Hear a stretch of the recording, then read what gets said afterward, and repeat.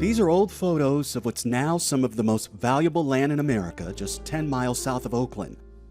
In the late 1950s, it was a neighborhood called Russell City, and it sat on the other side of these railroad tracks that drew a real line between white Californians and about 1,400 Black and Latino families.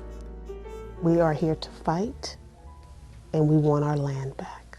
Monique Henderson Ford comes from one of the many families who used to call this home before she says America's racism stole the land to make way for the sprawling industrial park that remains here today.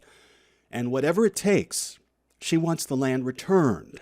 You're not just going to sit quietly, not going to forget about it. This generation has absolutely no fear.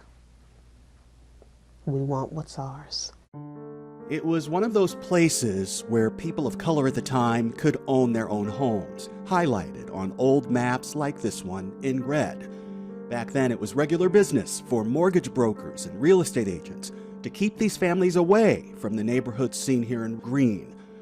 In Russell City, they had to live within earshot of the noisy runways at the airport up the street. But at the country club on the corner, the music flowed just as well as the gin. And for a short while, this was a good time and place to be brown. What happened in '63? Well, they got notices that they needed to leave.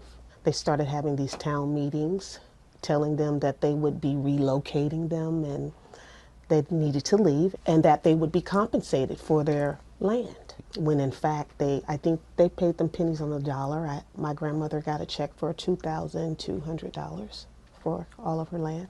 It was this woman, her grandmother, Miss Jessie Mae Johnson Henry, who earned her living loading luggage onto trains and spent $7,800 in 1958 buying 10 parcels of land. In the transcripts that we have from 1963, you could just hear my grandmother arguing before the board.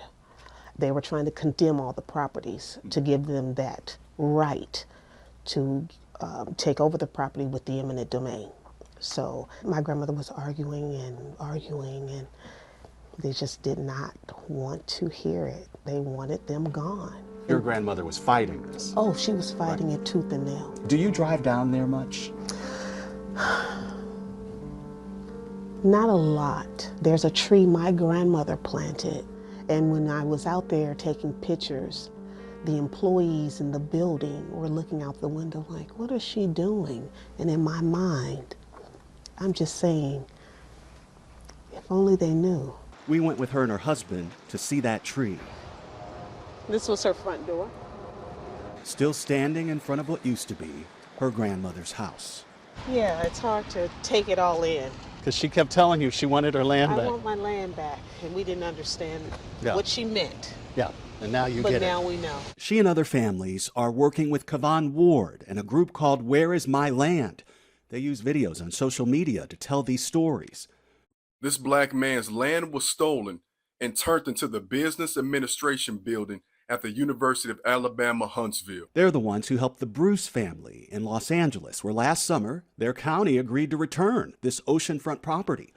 The family lost it to eminent domain nearly 100 years ago. More often than not, most of them are living in poverty.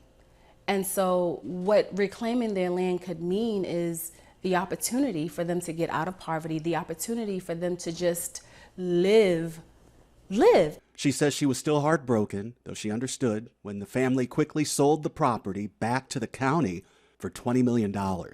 I feel disappointed in the Bruce's decision to sell the land. My life was threatened as a result of me speaking out against the theft of their land. I understand why they felt it was necessary to sell the land, and the zoning laws would have prevented them to do whatever they wanted to do with the land. In what used to be Russell City, the city government of Hayward is now apologizing. They voted to publicly agree that these families were evicted and in many cases burned out of their homes and communities without appropriate compensation. But the families who meet every summer want more than words and are working with their governor. Privilege for me to sign this bill. He signed into law a new state task force, the first of its kind in the country, that's looking into possible reparations for racist policies and actions. They're already suggesting that as many as 2.5 million Californians could be eligible for payments, and when they calculate housing discrimination alone, they figure at least $223,000 a person. But these payments, if they ever happen, would only pay black families and not brown ones. And lawmakers would have to say yes to any of this. And the families know that's a tall ask. Talking about that word, Reparation. right? A lot of people have trouble with that word. Why should I have to pay for the sins of my forefathers? Absolutely. What do you say to those people? Well, I applaud that conversation, and we're a part of that. However, our claim is more specific. My grandmother was an owner. So we're talking about a loss of equity, an ownership stake. We lost a lot more.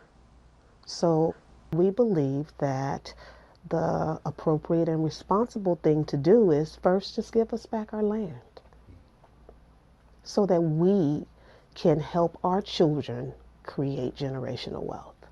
To give you the land that the industrial complex is sitting on right now. That or other land. We've got cases in Alabama, Mississippi, North Carolina, South Carolina, Virginia. I mean, it's everywhere. Texas.